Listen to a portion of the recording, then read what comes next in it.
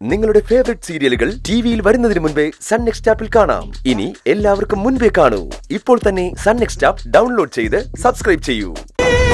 അച്ഛൻ ആവശ്യപ്പെട്ടതുപോലെ നന്ദിനി പോകാതിരിക്കണമെങ്കിൽ ഞാൻ എന്നെ തന്നെ ദ്രോഹിക്കണമെന്ന് എനിക്ക് തോന്നി.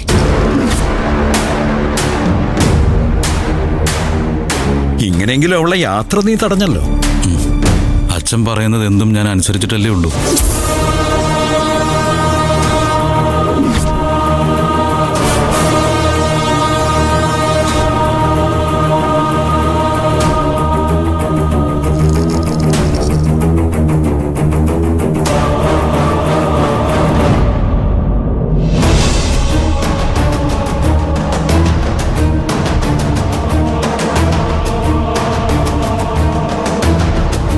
സോറി നന്ദിനി. മോളെ, നീ വീട് വിട്ടു പോകാൻ പാടില്ല എന്ന് ഞാനിവനോട് പറഞ്ഞത് സത്യമാണ്. എനിക്കൊരിക്കലും നിങ്ങൾ രണ്ടുപേരും വേർപിരിയുന്നത് സഹിക്കാൻ പറ്റില്ല. നീ വന്നതിന് ശേഷം എൻ്റെ മകന്റെ ജീവിതത്തിലുണ്ടായ മാറ്റം അടുത്തു നിന്ന് കണ്ടവനാ ഞാൻ. ഒരുപക്ഷെ നീ ഇവന്റെ ജീവിതത്തിലേക്ക് വന്നില്ലായിരുന്നെങ്കിൽ ഇവൻ എത്രമാത്രം അധപ്പതിച്ചു പോകുമായിരുന്നെന്നറിയോ?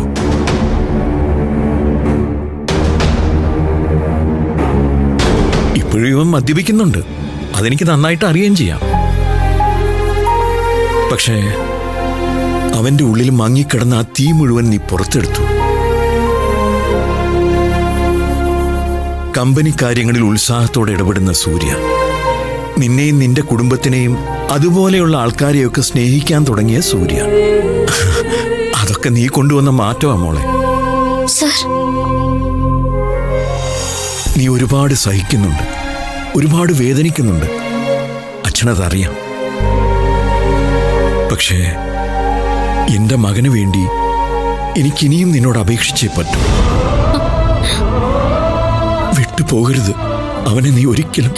എന്താ ഇത്? കുറച്ചു നാൾ കഴിഞ്ഞിട്ടായാലും ഈ ഭൂമിയിലെ ഏറ്റവും നല്ല ഭാര്യയും ഭർത്താവുമായി നിങ്ങൾ ജീവിക്കുന്നത് എനിക്ക് കാണണം.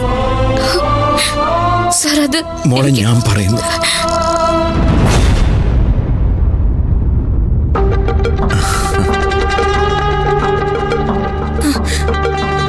സൂര്യ, എന്താണ് ഇതൊക്കെ?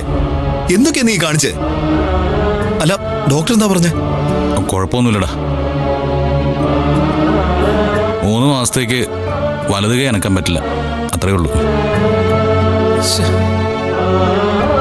ഏട്ടാ, ഞാൻ ഏട്ടനോട് അങ്ങനെയൊക്കെ ചോദിച്ചതുകൊണ്ടാണല്ലേ? ഏയ്, എനിക്കറിയാം എന്റെ ചോദ്യങ്ങൾ ഒരുപാട് കൂടിപ്പോയെന്ന്. ഇവളെല്ലാം സഹിച്ച് നിൽക്കുന്നത് കണ്ടപ്പോ എനിക്ക് നിയന്ത്രിക്കാൻ പറ്റിയില്ല, അതുകൊണ്ടാ. സാരില്ല, നീ ചോദിച്ചത് കാര്യമല്ലേ. സത്യത്തില് ഇയാളെ ഞാൻ ഇതുവരെ ദ്രോഹിക്കായിരുന്നില്ലേ?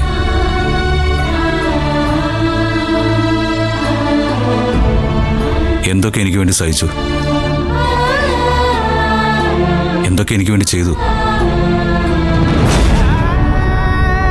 എന്നിട്ടും ഞാനൊരു നന്ദിയില്ലാത്തവനായി പോയില്ലേ?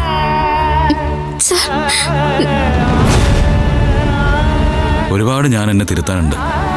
ഇതുവരെ ഞാൻ പറഞ്ഞിരുന്നത് എൻ്റെ ലൈഫ് ഡിസൈൻ ചെയ്യുന്നത് ഞാനാണെന്നാ, എനിക്ക് ഇഷ്ടമുള്ള രീതിയിൽ ഞാൻ ജീവിക്കുമെന്നാ. പക്ഷേ അതിനി മാറ്റണം. എൻ്റെ ലൈഫ് ഡിസൈൻ ചെയ്യുന്നത് എനിക്ക് ചുറ്റുമുള്ളവർ കൂടിയാ.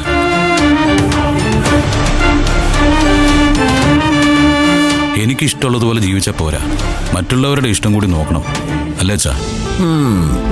കട്ടിലിൽ കിടന്ന് പാഠങ്ങളൊക്കെ പറയാൻ വളരെ എളുപ്പാ, പക്ഷെ അത് പ്രാവർത്തികമാക്കാൻ വളരെ ബുദ്ധിമുട്ടാ.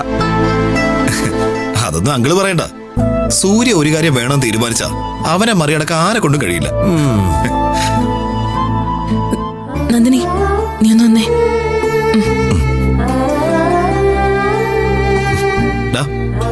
നീ ഇനി ഇതുപോലുള്ള മണ്ടത്തരങ്ങളൊന്നും കാണിക്കില്ല. എന്തെങ്കിലും പറ്റിപ്പോയാ കാലാകാലം കൈയും കാലം കുടിച്ചിങ്ങനെ കിടക്കേണ്ടി വരും. ചില അനുഭവങ്ങളൊക്കെ നല്ലതാ വിവേക്.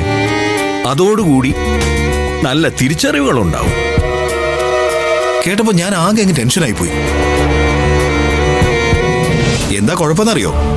നിന്നെ പോലെ ഇങ്ങനെ ജില്ലെന്ന് ചാടി നടക്കുന്ന ഒരാളെ ഇങ്ങനെ ആശുപത്രി കിടക്കിലൊന്നും കിടക്കുന്നത് എനിക്ക് സങ്കല്പിക്കാൻ പോലും പറ്റില്ല.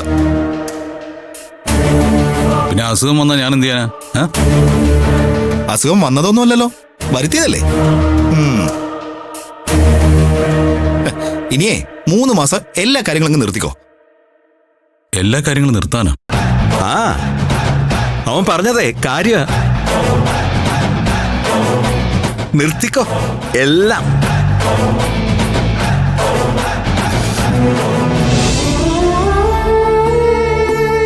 എല്ലാം അവസാനിപ്പിച്ചിറങ്ങിയതാ ഞാൻ. ഇനിയെങ്കിലും എന്റെ കുടുംബത്തിന്റെ കൂടെ സുഖമായിട്ട് ജീവിക്കാന്ന് കരുതി. പക്ഷെ വീണ്ടും വീണ്ടും എന്നെ കുരുക്കിയിടുന്ന കണ്ടില്ലേ നന്ദിനി? ഞാൻ എല്ലാത്തിനും കാരണം. ഏട്ടനോട് ഞാൻ അത്രയ്ക്ക് ക്രൂരായിട്ട് സംസാരിക്കാൻ പാടില്ലായിരുന്നു. ഏട്ടൻ പാവ. മനസ്സറിഞ്ഞ് സ്നേഹിക്കുന്നവർക്ക് 1000 ഇരട്ടി തിരിച്ചു കൊടുക്കുന്ന ആളാ. ഞാനും വിവേകമൊക്കെ അതനുഭവിച്ചതാ. എന്നിട്ടും എനിക്കെങ്ങനെ അങ്ങനെയൊക്കെ ചോദിക്കാൻ പറ്റിയത്?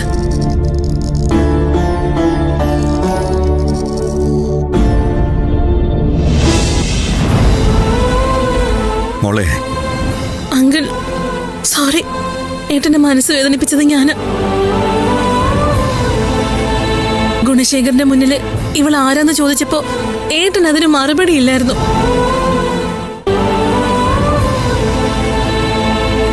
അതെനിക്ക് വല്ലാത്ത സങ്കടമായി. എല്ലാ സങ്കടങ്ങളും തീർക്കാൻ വേണ്ടി ഞാൻ ഏട്ടന്റെ മുഖത്ത് നോക്കി ഒരുപാട് കാര്യങ്ങൾ ചോദിച്ചു. അതിങ്ങനെ വന്ന് കലാശിക്കുമെന്ന് ഞാൻ കരുതിയില്ല. അതിന് നീ എന്തിനാ വിഷമിക്കുന്നേ?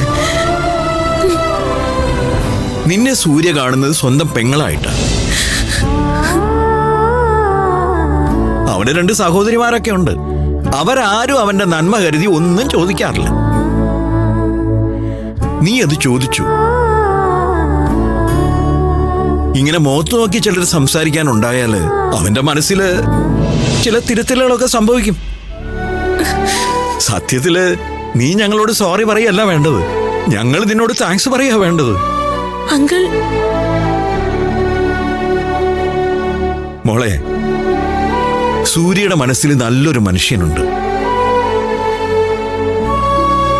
പണത്തിന്റെയും പദവിയുടെയും അഹങ്കാരങ്ങളൊന്നുമില്ലാത്ത, എല്ലാവരെയും ഒരുപോലെ കാണാൻ കഴിയുന്ന ഒരു മനസ്സ്.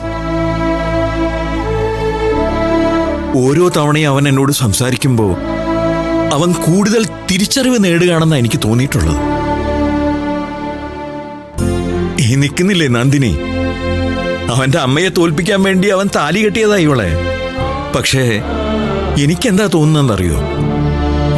അവൻ അനുഗ്രഹിക്കപ്പെട്ട ഏറ്റവും നല്ലൊരു നിമിഷത്തിലാണ് ദൈവം അവനെ അത് തോന്നിപ്പിച്ചതെന്നാണ്. അല്ലെങ്കിൽ ഇവളവന്റെ ജീവിതത്തിലേക്ക് വരുമായിരുന്നോ?